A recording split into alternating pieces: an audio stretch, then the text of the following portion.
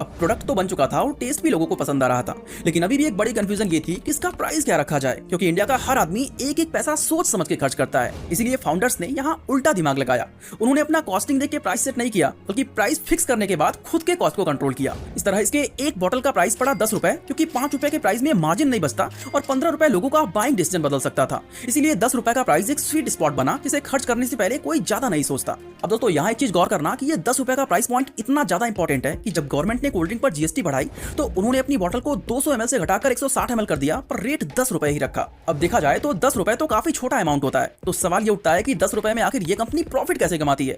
तो अभी आपको क्लियर करता हूँ। तो सबसे पहले ये समझो कि 10 रुपए एमआरपी का मतलब ये नहीं होता कि एक बोतल बिकने पर कंपनी को पूरे 10 रुपए मिल जाते हैं। इसमें 40% यानी 4 रुपए तो जीएसटी में चला जाता है। अब बचा करीब 6 रुपए। इस 6 रुपए में से रिटेलर अपना मार्जिन लेगा, जो होता है करीब 2 रुपए। डिस्ट्रीब्यूटर का कट होता है लगभग 80 पैसे और सुपर स्टॉकिस्ट का 20 पैसे।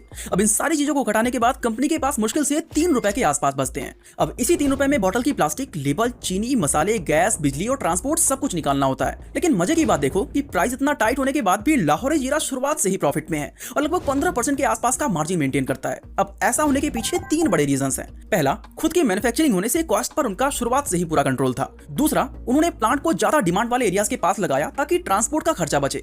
और तीसरा, एडवांस पेमेंट मॉडल रखा ताकि पैसा कभी भी फंसा ना रहे। और यही सबसे बड़ा रीजन था कि कंपनी 10 रुपए के प्राइस पे भी स्टार्टिंग से ही प्रॉफिट में रही।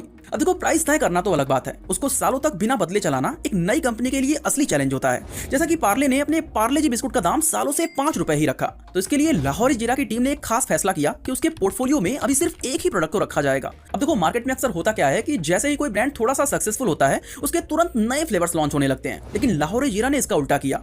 इसका रीजन सिंपल था कि जितने ज्यादा फ्लेवर्स होंगे, मार्केट में उतना ज्यादा कंफ्यूजन बढ़ेगा। इससे फैक्ट्री में भी प्रोडक्शन बार बार चेंज करना होगा और अलग अलग रॉ मटेरियल्स मैनेज करने होंगे। वहीं दूसरी तरफ अगर पूरी फैक्ट्री एक ही बॉटल बना रही होती है तो काम सीधा हो जाता है, यानी टेस्ट को हर बार सेम रखना आसान होता है और रिटेलर को भी सिर्फ एक ही नाम याद रखना पड़ता है। और ये क्लैरिटी वाकई बहुत ज्यादा काम आई, क्योंकि धीरे धीरे लोगों के दिमाग में ये कनेक्शन बैठ गया कि असली जीरा ड्रिंक मतलब लाहौरी जीरा है। अब दोस्तों, इसके बाद जो चीज निकल के सामने आई वो बहुत ही ज्यादा शॉकिंग था। देखो, हमेशा देखा गया है कि किसी भी नई कोल्ड ड्रिंक को पहले यंग लोग ट्राई करते हैं और बाद में वो बड़े लोगों तक पहुंचता है। लेकिन लाहौरी जीरा को पहले 50 से 60 साल के लोगों ने पसंद किया। उन्हें लगने लगा कि जीरा और काला नमक तो पेट के लिए फायदेमंद होगा, और लाहौरी जीरा का नाम का मतलब ही यही था, यानी लाहौरी मतलब सिंधा नमक और जीरा तो आप जानते ही हो। इस तरह धीरे धीरे ये एक फैमिली ड्रिंक बनने लगी। अब देखो, अगर आपका प्रोडक्ट चाहे कितना भी अच्छा क्यों ना हो, अगर उसको गलत मार्केट में उतार दिए तो सारे किए किराए पर पानी फिर जाएगा।